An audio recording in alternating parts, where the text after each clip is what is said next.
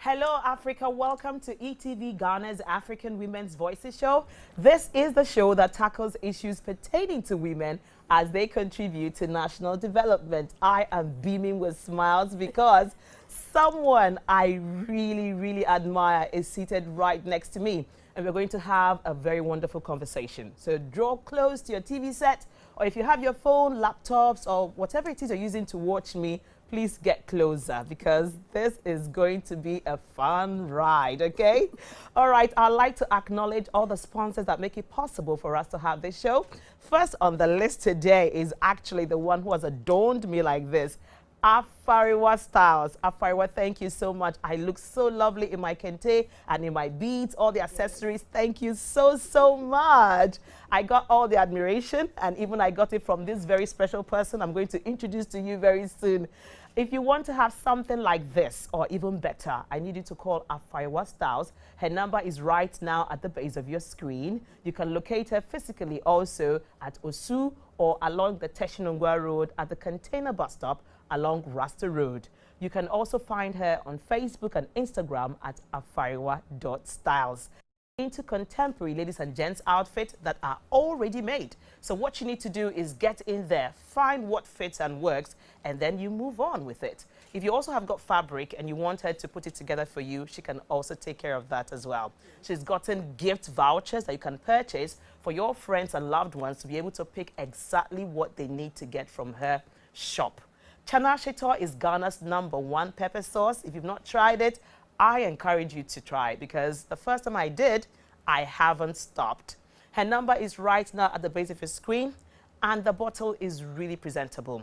It's also good for gifting and also for bulk purchasing and resell. A lot of us are looking for other income streams and you're wondering what you're going to go into. Go into the distribution of Chana Shetor, all right? It's made by a woman for everyone. Her number is right now also at the base of your screen, so pick it up right away. And oh, my hair was put together by Awu's Hair. Find her on Instagram and Facebook and she will sort you out. And for the best of the best jollof rices, stews, abenkwan and katenkwan, okra soup, if you want the best tomato mix, you know, to make it really delicious, you need to go for Leap tomato mix. Yes, I said it, I have tried it, and it really works. Pick up their number also at the base of your screen and go find yours and let me know how it worked out for you. We'll go over to 60-second segment where we tell you what's going on with women here in Ghana and across Africa. But this one is an exclusive one, and you are going to love it. After that, we get to meet with our guests. To stay tuned.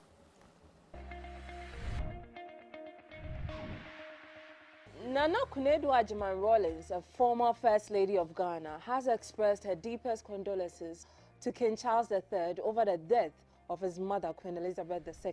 According to her, the late Queen of England left a lasting impression on her when she met her for the first time. While signing the Book of Condolence at the British High Commission in Accra on 12 September, Nana Konadu re-echoed the words of Minnie Louise Haskins, a British poet. In praying for the departed soul of Queen Elizabeth II, Nana Konadu Agyeman-Rawlings said, both Ghana and the Commonwealth are mourning the loss.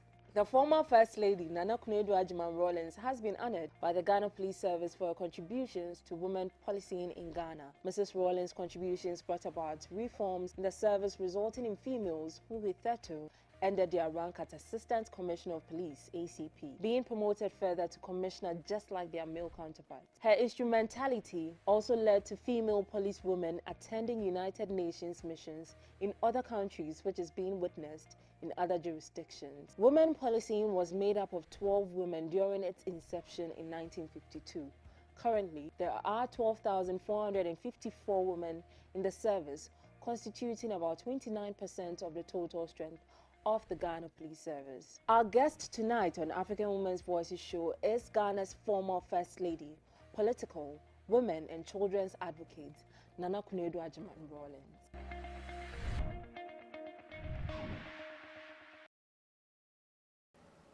And you heard it yourself. She is right here. And please let the drum roll as we make welcome Nana Konadu Agyeman-Rawlings. Hey, drum roll. Welcome, welcome, welcome. Thank you. Wow. You look as colorful and as beautiful as ever. You never, ever disappoints. People, what do you say? You see, she's just looking as colorful as we expected. Thank you so much. Thank you for having me. All right. I remember there was this story you were telling me about Kente when we were having a conversation around your fashion style and everything, and how Kente actually has evolved to the way it is right now. How it used to be just one color in the past. Please let our audience actually understand how we got here for me to be having all these colors in my Kente. Okay. Well, the basic colors were red, yellow, green, a little bit of black. And woven in the basic style, you know, the basic Kente style. And I was trying to get the women, some few women, to weave. First of all, they said it was not allowed. And I said, why not? That was in Petoi. And they said, because when women weave, they can't have children. I said, oh, let's try it and see. Let's try some. And then we'll see whether they will have children or not. Okay. I'll tell the story later. But then I looked at the colors and I said, why don't you introduce new colors? Oh, the people like it like that, like this. And I said, no. I mean, I wouldn't buy this Kente that is on the table because it's not colorful. And it's the same colors I've known since I was like 2, 3, 4 years old. It's the same. So why don't you, you know, bring new colors in there? They don't know what colors people would want and so on. I said, if I paint some colors, will you try them? And they said, yes, they'll try it if I'll buy the yarn. I said, okay. So that's what I did. Started introducing very bright colors, putting 2 tones together, 2 colors together, different, you know, colors that really just hit against each other, but still make the Kente look good. And then I decided, okay, if we're doing it in Petoi, why don't I go and introduce it in Bonhire as well? So I got in touch with the DC who was there, who organized the meeting for me to go and talk to the women, to the men actually, the weavers, but with the women present. And I took copies of my designs that I had given to Petoi to them as well. Okay. And they were like,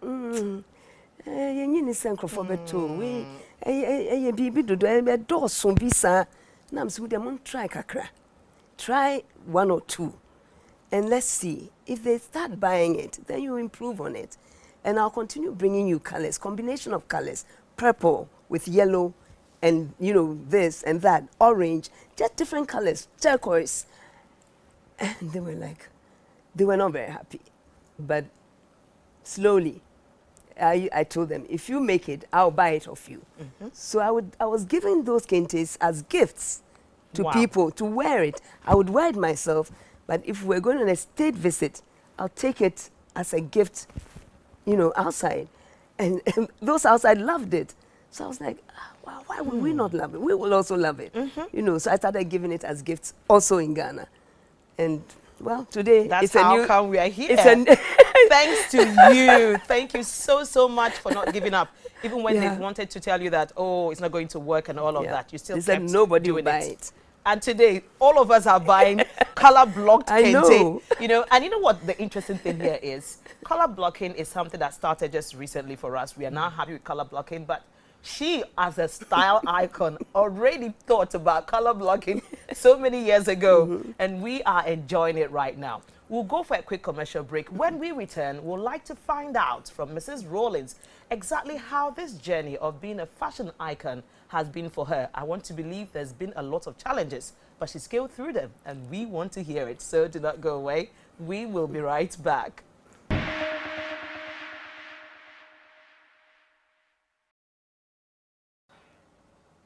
And you're welcome back to ETV Ghana's African Women's Voices show. If you just joined us, well, you haven't missed much because we're about to get into how the journey of Our Lady started. You know, I grew up in Nigeria. A lot of you who watch me know that by now. And those times we really felt proud whenever there were international conferences because we knew that our First Lady will show up in a very stylish way. And she never disappointed because she looked good in her outfit. her dark shades, and then the walking was always on point. Like there's this, you know, beautiful way of walking that she would step into the room and everybody knows that Ghana has stepped in, and we all felt good about it. So today I just want to understand how she was able to penetrate these international conferences wearing local fabric when other first ladies were all, you know, adorned in all the designers and all the, you know, names that we know, but she wasn't looking that way. So how was it for you? And what made you decide to begin to look this way? Well, it started at home. Okay. In Ghana. I went to Tema, I think, and I was asked to go and have a look at the GTP. And I met somebody who was, I think, 2 years ahead of me in tech, the KNUST. And he was kind of sitting down looking morose. Okay. And I said, before I got into the room, into the printing room, and I said, why do you look so sad? And then she said, well, actually, I don't know why they brought you here because there's nothing going on. I'm talking about 1983. So I said, you're not printing fabric? He said, no, we don't have ink, we don't have fabric, we don't have... they had nothing. Wow. I mean, the factory had collapsed. And he said all other factories had also collapsed. TTL had collapsed. Akosombo was tottering, but almost all of them had collapsed because import licenses, there was no, money to bring in the dyes and fabric for dyeing and even to pay the workers. It was that bad. So I said, can I at least go in and have a look? No, you can't go and look, kind of thing. He didn't sound very enthusiastic, but when I went in, I met two other ladies, and they took me around and explained to me what was happening, and that hardly anybody is buying fabric anyway because the CD cloth doesn't exist anymore. It was 1 CD per yard in those days. Perhaps it would have jumped to 1.5 CDs per meter. I don't know. But it was a CD per yard. In tech, we were all buying this and cutting and sewing our own stuff.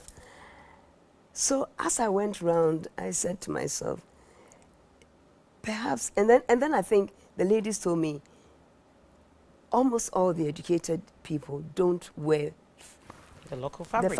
Yeah, they don't wear it.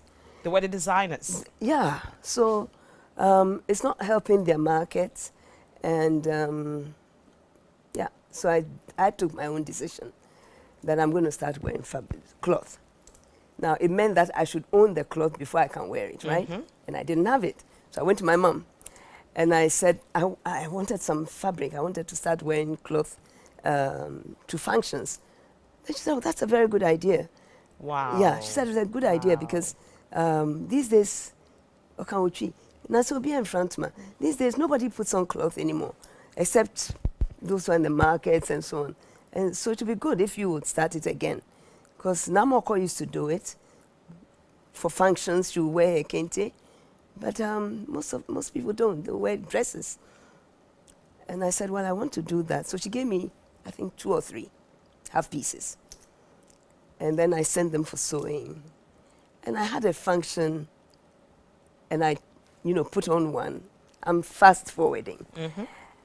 I went to the function, and I went and sat down, and one of the ministers, in those days, secretaries of state, in my husband's government, came up to me, and she said, "What are you wearing?" What are you wearing? What are you wearing? Okay. I mean, I'm literally... Yeah, that's how they size That's you the way, up. What are you wearing? What are you wearing? I said, I'm wearing my cloth. Then she said to me in Shi, and then why is a fraternity? And I didn't quite understand it. And I'm saying, fraternity saying, what does that mean? Then she said, a common illiterate. Common illiterate. The way she said it, I'm saying it that way, illiterate. With disdain. So I decided, okay, if this annoys you so much, when I've sewn this beautiful style, then I'm going to continue wearing it. It was my own decision. So the second cloth that I sewed, another minister of a different ministry, she was a Ghana lady. She came out to me, oh, me no way. I mean, they were the bosses. I was just the chairman's wife, you know. So I said, me no, oh, you know, feel it on mama bulone. The same thing the other one told me, except one was in Tree, one was in Ghana. So I took my decision that, okay, I am going to cut my style and I'm not going to let anybody stop me. And by the time I'm finished with this, every young person will be wearing it. I was young then, so I forgot that I would grow old. And you still are young to us anyway. I still continue.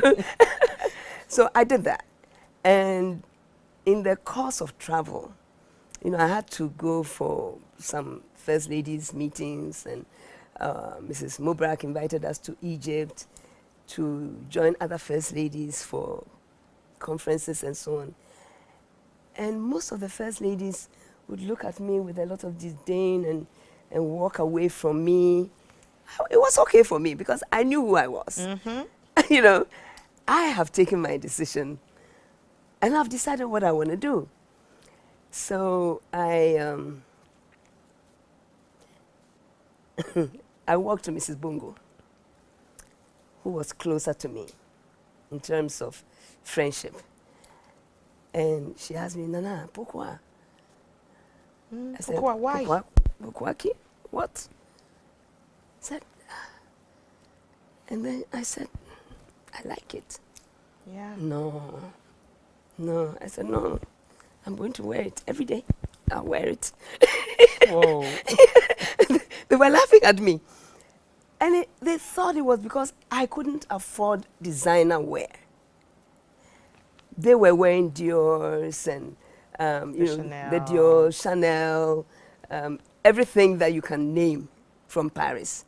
My position was, we are a developing country, we are suffering economically, nobody gives me money, nobody even recognized me that I existed in Ghana.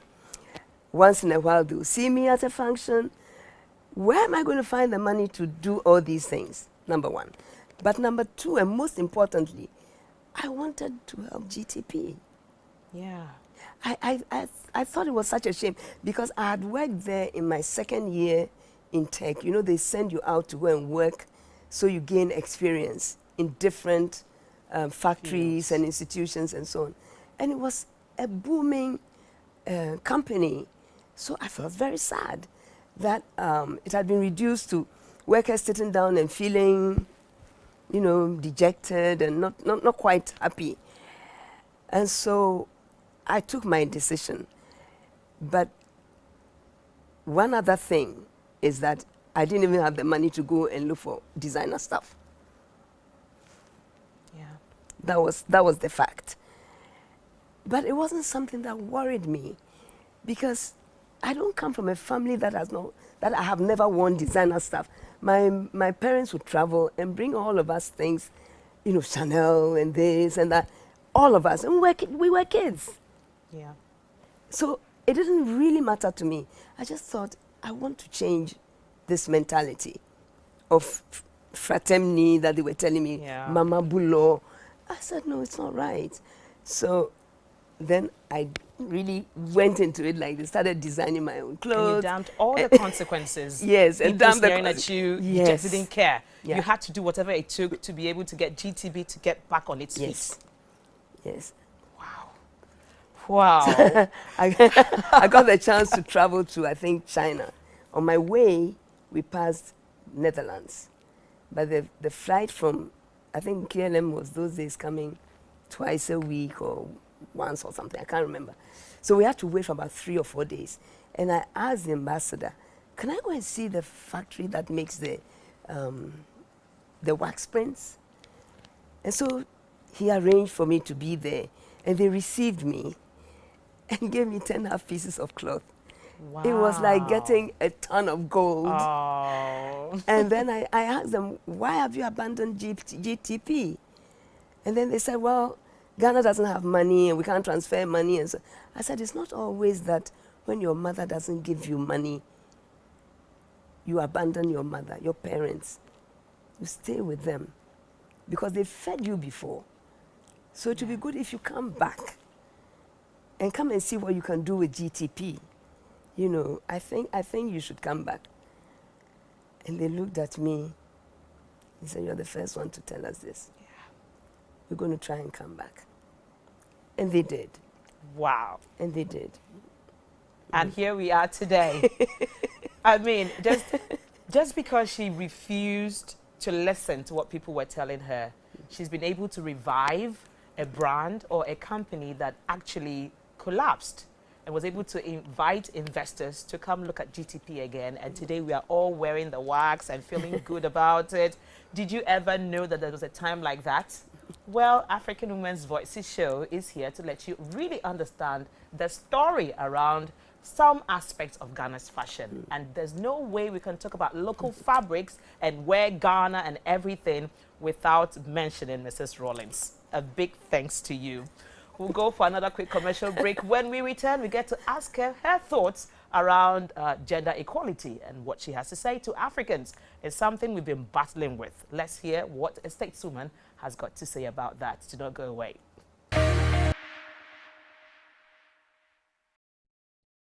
And you're welcome back to ETV Ghana's African Women's Voices show. We are still here with Mrs. Rawlings, and I want to go over to our Facebook page to read some of the comments.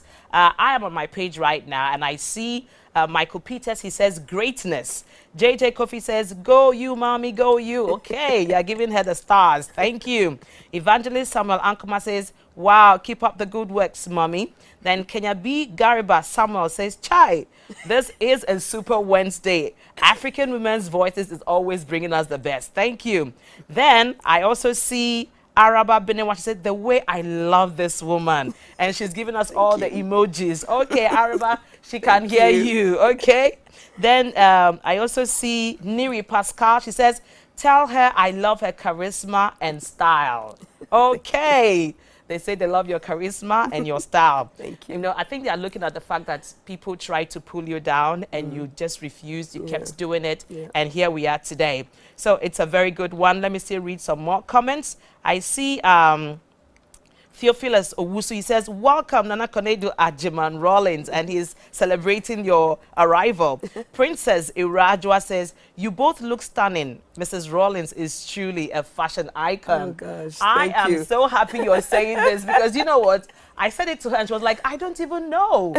So if she's hearing some other person say it here, then she knows that I didn't even put that in your mouth. I mean, she's heard it all. Let's also see more comments from Kweku Gentle Disturb. He says, oh, you're welcome, mommy. Then Hallie says, mom is always portraying Africa and Ghana. We love you, mom. Oh, wow. Benasari says, she's always a mother. And even the way she's making her presentation shows it all. Yes. She has this motherly way of saying things. And even how she was able to convince the Chinese people to come back and invest in GTP tells you so much about that motherly side of hers. And even Not the illustration. Chinese. Netherlands. The Netherlands, yes, Yes. thank you so much. When she spoke to the people from Netherlands to come and invest in GTP, she actually used an illustration using her mother. That, I mean, it's not all the time your mother has got money to take care of you. She has fed you before. So come back. So she doesn't lose that mother side of hers. So those of you who keep calling her a mother, you know why you're doing that already. So let me look at people who are watching us right now from outside of Ghana. You usually send your waves and your comments. Let me go over there. And as usual, my first commenter is Ifuma Mwokedi. Ifuma says, as for this, your first lady, she's always top. I've always admired her, and we keep admiring her in Nigeria. We love you, Mrs. Rawlings. Oh, thank you so much, Ifuma Mwokedi. Gloria Ezinwanne Okereke says, hey, Eunice, today you have your first lady, your former first lady on your show. This is big. Tell her that we really love her, and tell her that Naobu Ezinne. Okay, Ezinne means that you are a good mother.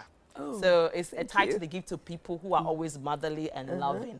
All right. Ezinne, thank you so much. Somebody's telling you that Ezinne all the way from Igbo land in Nigeria. Okay, so I see some other people who are sending their waves from Abuja, from Lagos, from Calabar, from Cross River. Thank you all so much. You're sending your waves. You're watching us from there. I also see from Oka, Newi, Onitsha. Lokoja, they're all sending in their waves. Wow. They're watching Mrs. Rawlings. Okay, thank you. I see your waves. Then going beyond Nigeria, I see you from Casablanca. You are also sending your wave. Thank you so much. I see you from Cairo. You're sending your waves as well from Cairo. Ouagadougou, Togo. Yeah, thank you so much. Ethiopia, thank you. They are watching us all from there. Everybody's excited to have Mrs. Rawlings on the set today. Don't worry, you still have some more time with her, okay? So please, I may not be able to read your comments, but we acknowledge that you're all watching us. Thank you so much. And then I'm seeing some other people. Okay, call us. Yes, I can see you. You're sending your way from Tamale. Thank you. Navrongo, Zabzugu, from Hohoi, from Lubotota, from Peki. Thank you all so much. From Salt Pond, you're sending in your wave. Thank you. We're grateful. So let's go on with the conversation. Before we went on the break, I mentioned I would like to hear from her as a stateswoman exactly what her thoughts are around gender equality. Looking at our patriarchal system here, everything is all around the man. So when you talk gender equality, people do not really seem to understand. So we have her here and would like her to explain to us Africans what gender equality means to her. Thank you very much. You know, the whole of Ghana is not patriarchal. Okay, no. True. Because we have the matrilineal side and then you have the patrilineal, right? The Akans are very much the matrilineal. And we Ashantis are steeped in it to such an extent that when we were looking at the interstate succession law, the problem of a man's sister suffering because her husband had died was a painful act for most of the Ashantis whose sisters' husbands were, literally throwing out their children. So a lot of very prominent Ashantis also supported me in this interstate succession law. Okay. I'm saying it before I come back to the women's what do we say now? The issue of just pushing the gender program. I'm saying this because with the interstate succession law, it brought us as a country together. Okay. Not only were Akans suffering, Ewes were suffering, Northerners were suffering, Zimas were, everybody was suffering. Once you lose your dad, then they are throwing your mother out of the house. And so we needed something that would balance that out and allow children to live normal lives with their mothers. And so we pushed the interstate succession law, which then took into consideration just the woman who has lost her husband and her children. Okay. And a little bit of family. That in itself was to protect the woman and her children. So going back to your question about gender equality. The equality, it was going to help to deal with certain aspects of our traditional setting that would then protect the woman and give a certain level of equality, if I may put it even in parentheses, because it's not always equal per se, but at least you can be sure that whatever your husband has left behind, your children will be taken care of and would benefit from it. And the courts were there to back you as well. Back you, yeah. The issue of gender was something that was very important to me. I come from a family of women. We had one brother. Excuse me. Please go ahead.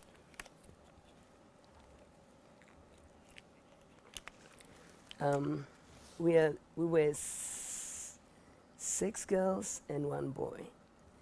But my mom had 8 daughters and 1 son. Okay. Oh, yeah. So, but we were brought up to be very confident.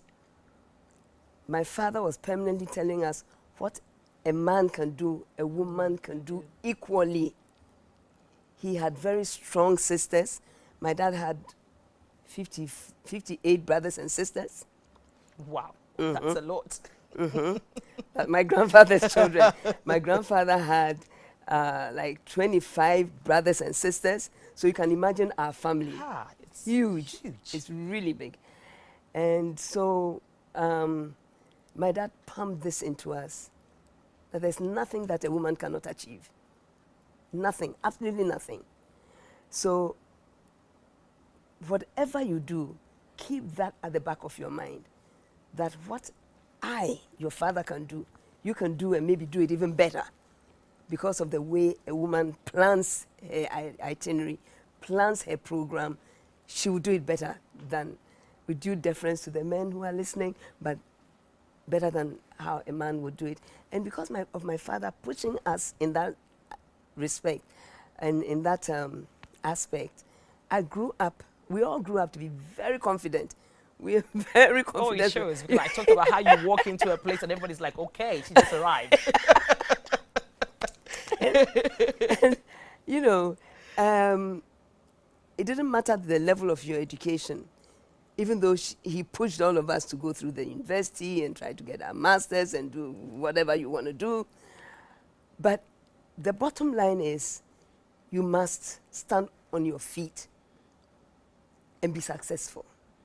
So with that at the back of my mind, looking at what was happening during the Champon era and the difficulties the women went through, and military governments and what the women went through, I thought one of the best things that one can do is to set up a women's organization. I wasn't the initiator of that particular organization, but I went and joined another one, which I found very boring. They were too theoretical. So I sort of moved to an area where to be more practical. And my advocacy was not a new thing because it was from home. I saw how my dad treated his sisters, the way he looked after his sisters' children. And yet at the same time, when I was trying to get things done, he was trying to get me to get the women to be an absolute part of national development. I couldn't push through that one, I must say, because I wasn't in any committee that would help me say, oh, why don't you add women to the ministerial group, and so on and so forth. So it was a men's club. Yeah. But I thought at least we can have laws that would protect the women and young children, young girls, the girl child's education. And then in the background, I was going to just put on my, my girdle, put on my belt, and move out and get the women to be on their feet, get a job doing. Don't sit down and expect you're married. Yeah, so he should feed you, feed yourself, and feed him. Let him know you are feeding him. So, be strong. Because until then, it was only the Makola market and I think Kumasi, Kejetia market, that the women were really gregarious and strong, and they did what they wanted to do. But I thought that even in the area of producing products like oil, the palm oil, coconut oil, adrengo, I don't know, then palm nut oil, yeah. Not the palm oil, but the nut itself, yeah. And how to get them into little projects and so on. I felt that would, ground them and let them become more confident than they were before. unfortunately, there were a lot of things that were actually hampering women's progress. A woman could not open an account without, unless you were working in an institution, then the institution will give you a letter to go and open the account. If you were going on your own, a man should sign that, yes, I agree that she can open an, even your son can sign for you, and you, the woman, the mother, you can open an account. If you wanted a loan, some guy should sign for you when you are going to pay for the loan. You know, so all those things, we had laws made to take them away. Women could own land, but only after a man has signed that, yes, I have agreed. All those things, step by step, I was going to Mrs. Annie Jaggi. I was talking to her. She was advising me, look, this has been on the table forever, and I think we should do it now.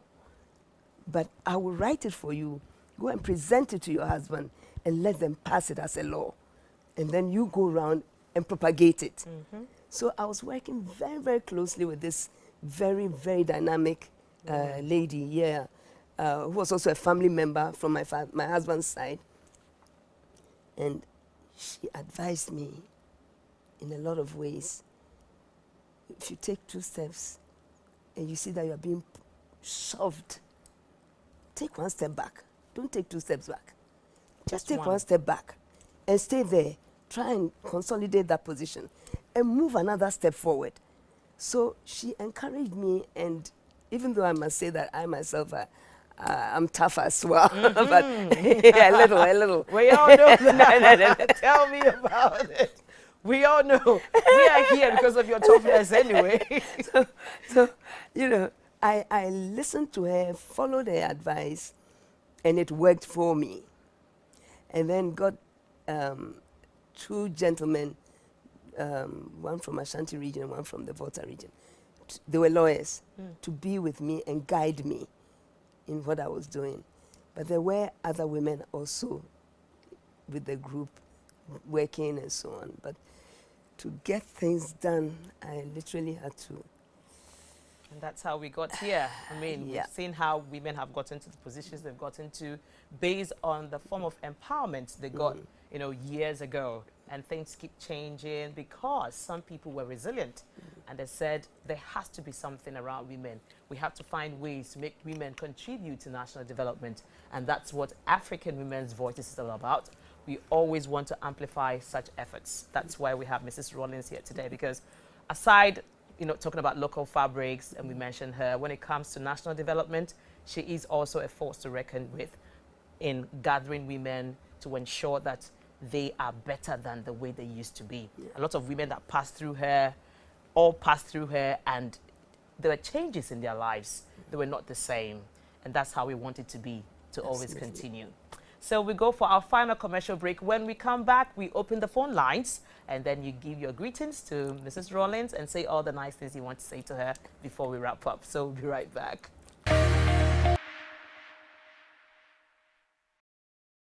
Oh, you see me beaming with so much smiles. That's because I'm really enjoying my session with Mrs. Rawlings. We are opening the phone lines right now for you to give us a call if you get the chance to.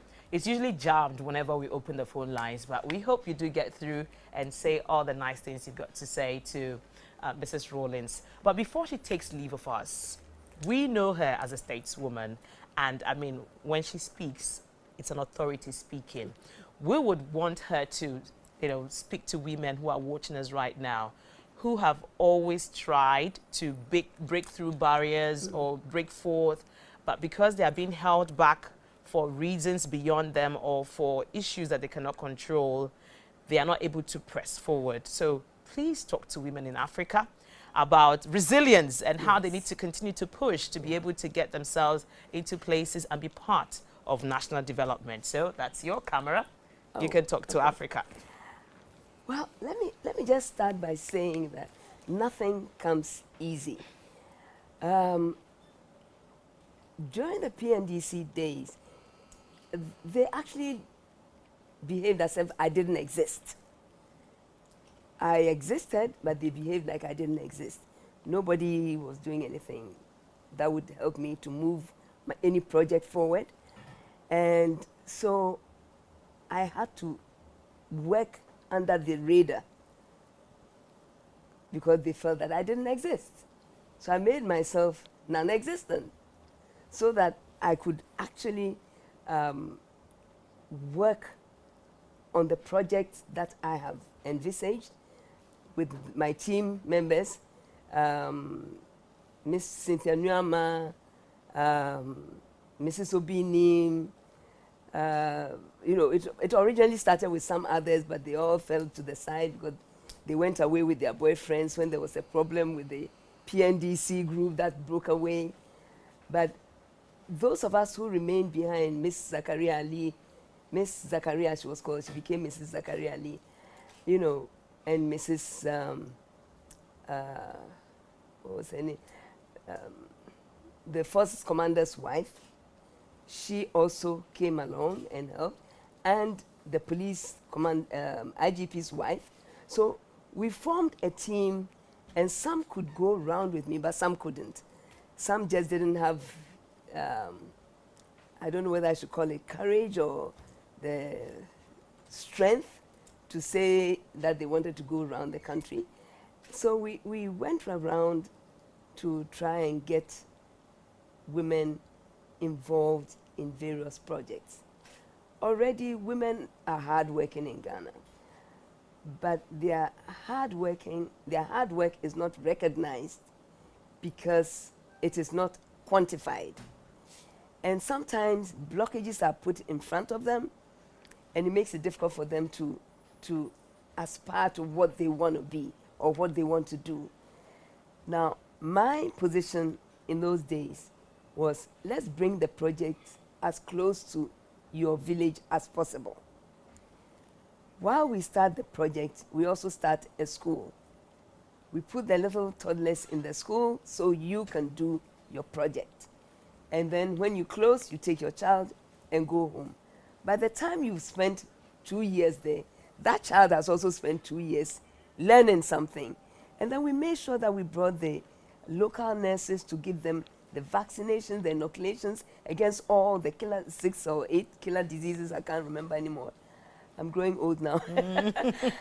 You know, so we tried to put children with their mothers so that the mothers are not worried about what is my child doing when I'm here doing this project. They produce so much gari that we're exporting to UK, to America.